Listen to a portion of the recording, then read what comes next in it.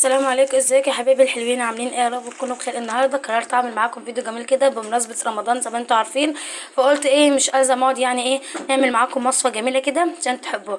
هنعمل وصفتين، اول حاجه البسبوسه وتاني حاجه هنعمل لقمه القاضي. تمام.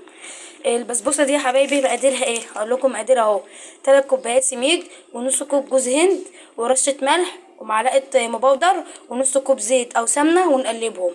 ونجيب طبق تاني، والحاجات دي لازم تكون جافه. ونجيب طبق تاني دي المواد الجافة نقلبها كلها على بعض. ونجيب طبق تاني ونحط فيه نص كوب سكر مع كوب ميه او لبن او لو حاجة زبادي. متوفرة عندك مية أو لبن لبن او أو زبادي زبادي أي حاجة، نجيب عليهم معلقتين عسل عسل ونقلبهم ونحط عليهم ونحطهم المواد عليهم الجافة.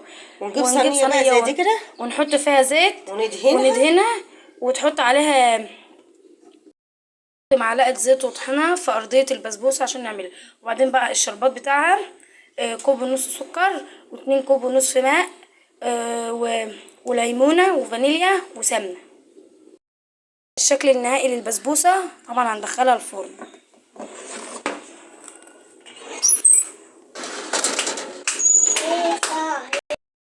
هنحطها تحت 10 دقايق لحد ما وشها يحمر، ونرجع نحطها فوق 10 دقايق. استنوا معانا بقى لغايه ما تطلع من الفرن. حبايبي مقادير لقمه القاضي: هنحط كوبايتين دقيق، ومعلقتين كاستر كبيره، ومعلقتين لبن بودره كبيره، ومعلقتين خميره صغيره فوريه، ومعلقه سكر زائد معلقه رشه ملح، ونص كوبايه زبادي، وكوب ميه دافي مع زيت للقلي. ونقعد نقلبها شويه بقى. طبعا هقول لكم الشربات بتاعها ازاي والتحضير بتاعها. الشربات بتاعها يا حبايبي: كوبايتين سكر مع كوبايه ميه مع معلقتين ليمون. وده الشربات بتاعها. هنحط بقى الزبادية وهنقلب بقى براحتنا كده. كوبايه الميه الدافيه اهو.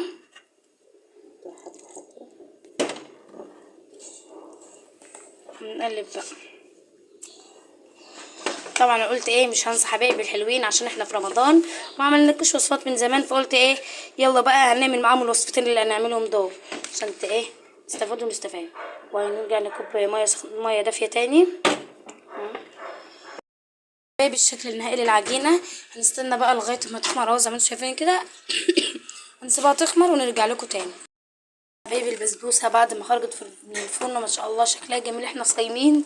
وطبعا لازم الشربات يكون سخن زي ما البسبوسه سخنه. وهنسقيه بيه الشربات ده اللي قلنا اللي هو عباره عن ايه: كوب ونص سكر، وكوبايتين ونص ميه، ونص ليمونه، وفانيليا وسمنه. دلوقتي يا جماعة ادي لقمة القاضي اهي، بعد ما كورناها، بعد ما خمرت وكورناها وحطيناها في قلب الصينية هنا، وحطينا الزيت على النار عشان يتقدح. ولازم يكون الزيت دافي ما يكونش سخن قوي واحنا بنحط لقمة القاضي فيها. ودي لقمة القاضي اهي يا جماعة وهي بتتحمر في الزيت، وهنا اهي وهوريكم الشكل النهائي ان شاء الله بعد ما نخلص تحميرها. وادي يا جماعة الشكل النهائي اهو لقمة القاضي. هنحط عليها شوية جوز هند، اللي مش حابب يحط جوز هند ما يحطش. وادي الشكل النهائي لقمة القاضي، وبألف هنا وشفا اللي ياكله.